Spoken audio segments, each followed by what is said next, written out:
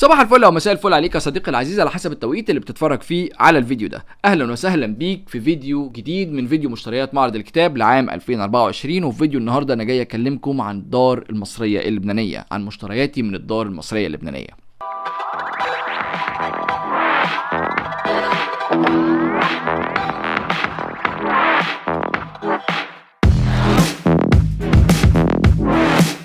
الحقيقة يا صديقي العزيز ان الدار المصرية اللبنانية السنة دي كان عندها بعض الاعمال اللي كانت تقيلة بشكل، واللي كانت لكتاب انا كنت مستني ان يصدر لهم اعمال جديدة، لان كان بقالهم فترة كده انا مستني اشوف لهم اعمال، انا مستني ان انا اشوف ليهم اعمال. ده غير ان كمان الدار المصريه اللبنانيه كان عندها بعض الاعمال وبعض الاصدارات السابقه اللي للاسف ما كنتش جبتها وكنت قريتها، فبالتالي انا فعلا عملت كده بالفعل.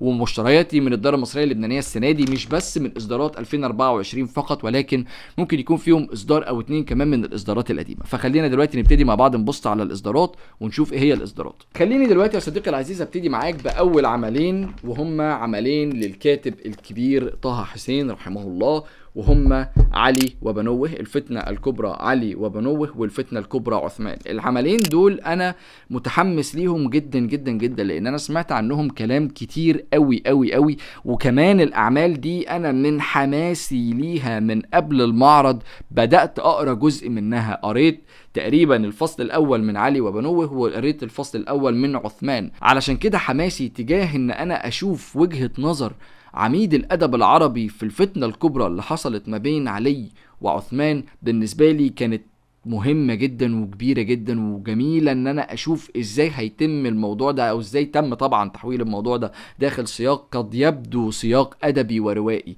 فانا متحمس جدا جدا جدا للعملين دول، لان انا بالفعل قريت الفصل الاول من علي وبنوه والفصل الاول من عثمان، قريت الفصل من هنا وفصل من هنا من قبل المعرض، وقررت ان انا استنى لحد ما اجيب العملين ورقي في ايدي علشان اقدر ان انا اقراهم ويكون معايا النسخة الجديدة من اصدارات الدار المصرية اللبنانية لطه حسين. لا، لان الدار المصرية اللبنانية دلوقتي بقى معاها حقوق نشر الاعمال بتاعه طه حسين من اول وجديد في حلة جديدة وفي شكل جديد، وانا كنت حابب اني اقتني النسخة بتاعه الدار المصرية اللبنانية من اصدارات طه حسين. ودلوقتي اصلا هتلاقوا ان جميع اصدارات الكاتب طه حسين الله يرحمه رحمه الله، هتلاقوا كل اصداراته في حلتها وشكلها الجديد موجودة في داخل الموقع بتاع الدار المصرية اللبنانية ومكتبة الدار المصرية اللبنانية، وهتلاقي كمان موجودة في جميع المكتبات. وانا حقيقي معجب جدا بالاصدار بتاع طه حسين بتاع الدار المصرية اللبنانية. ندخل في العمل اللي بعد كده، وهو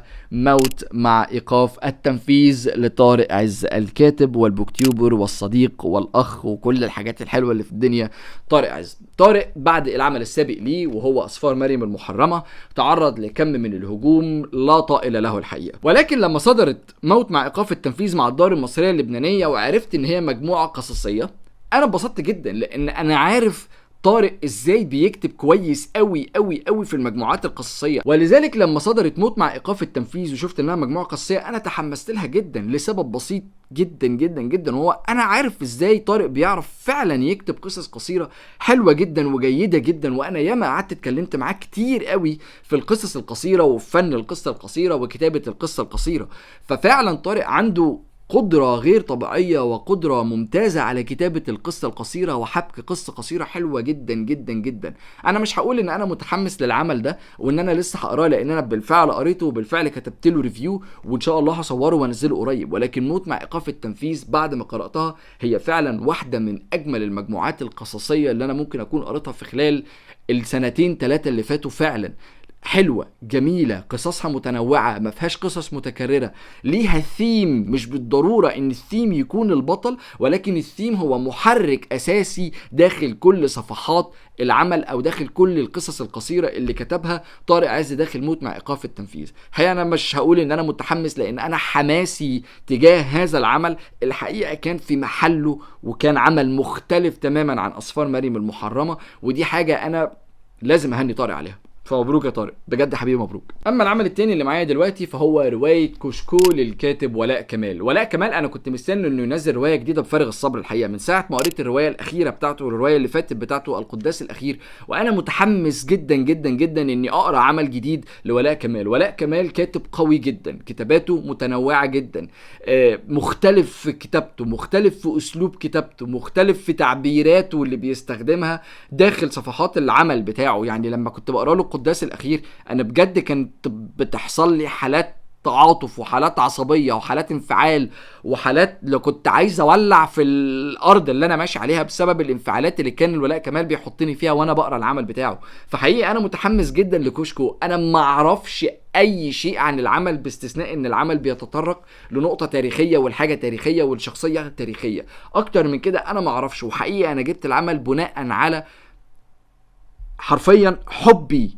اللي تولد من قراءة القداس الأخير لولاء كمال. فأنا متحمس قوي قوي قوي قوي قوي للعمل ده ولقراية العمل ده. والعمل ده من واحد من الأعمال اللي محطوطة على التوب ليست بالنسبة لي في قراءات 2024. طيب خلينا دلوقتي ندخل في العمل التالي وهو بيت الديب من كتابة عزت القمحاوي.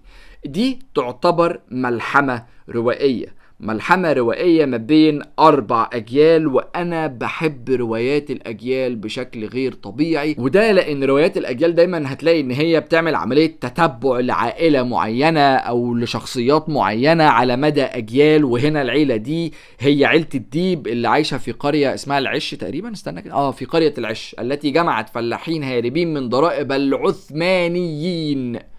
فانت بتتكلم في رواية اجيال، فحتة في التاريخ مع حتة نوعا ما فيها حاجات اجتماعية على شوية حاجات سياسية.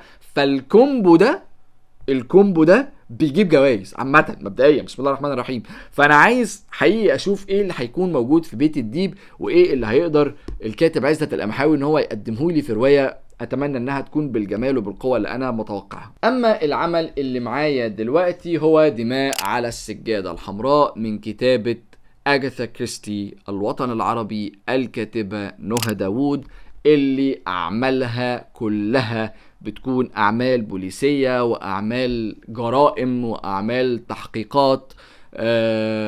وانا متحمس جدا لدماء على السجادة الحمراء، لان انا كل تجاربي السابقة مع الكاتبة نهى داوود كانت الحقيقة رائعة وممتازة. وحتى الاعمال الصوتية اللي انا سمعتها للاعمال بتاعت نهى داوود برضو كانت معمولة حلوة قوي قوي قوي وبشكل جيد جدا جدا جدا جدا جدا. فانا الحقيقة متحمس لدماء على السجادة الحمراء علشان عايز اشوف ايه القصة الجديدة اللي نهى داوود عايزة تقدمها لي، ايه الجريمة بقى الجديدة اللي نهى داوود عايزة تقدمها لي، ايه اللي هيكون مختلف في هذه القصة عن القصص اللي صدرت لنهى داوود قبل كده. ونيجي دلوقتي يا صديقي العزيز لعلى فراش فرويد للكاتبة نهلة كرم. نهلة كرم انا قابلتها في معرض الكتاب، والحقيقة ان انا لما قابلتها انا كنت يعني واضح وصريح جدا معاها وانا بتكلم عن قد ايه العمل السابق ليها اللي كان بيحمل اسم خدعة الفلامينكو عمل مستفز بشكل خلاني حولع في نفسي وفي هدومي. مش عشان الرواية وحشة، عشان ابطال الشخصيات مستفزين.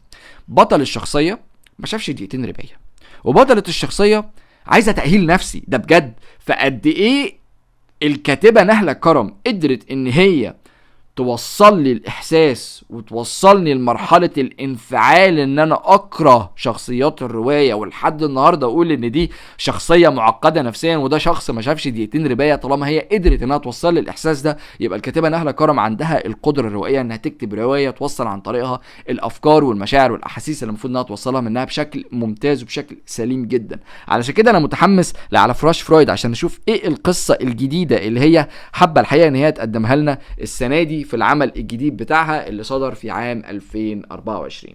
اما العمل الاخير اللي معايا النهارده هو 300,000 عام من الخوف، اللي بيتكلم عن قصة البشر من بداية الكون إلى التوحيد. أنا متحمس جدا جدا جدا للعمل ده من ساعة ما صدر. غالبا العمل ده صدر في عام 2023 أو في أواخر 2022، أنا مش متذكر تحديدا، ولكن الحقيقة إن أنا متحمس قوي للعمل ده من ساعة ما تم الإعلان عنه من أول مرة، لأني عايز أشوف إزاي الكاتب هيقدر إن هو يعرض لي القلق والخوف والتطور اللي حصل بشكل اجتماعي وبشكل إنساني في حياة البشر من 300 1000 سنة فاتت لحد التوحيد ولحد الإيمان. البروسيس دي كلها صعب جدا استيعابها. البروسيس دي ما تتكتبش في كتاب. ازاي بقى الكاتب هيقدر ان هو يستوعب لي المعلومات دي كلها والنقط دي كلها في عمل واحد وفي كتاب واحد؟ هو ده اللي كان مخليني متحمس جدا جدا جدا للعمل ده. والعمل ده برضه هيكون من الاعمال اللي موجودة على قائمة اللاست بتاعتي في قراءات 2024. وبس كده يا صديقي العزيز، بكده اكون خلصت معاك قائمة مشترياتي من الدار المصرية اللبنانية من معرض الكتاب 2024. شكرا لكم واشوفكم في الفيديو اللي جاي. السلام عليكم.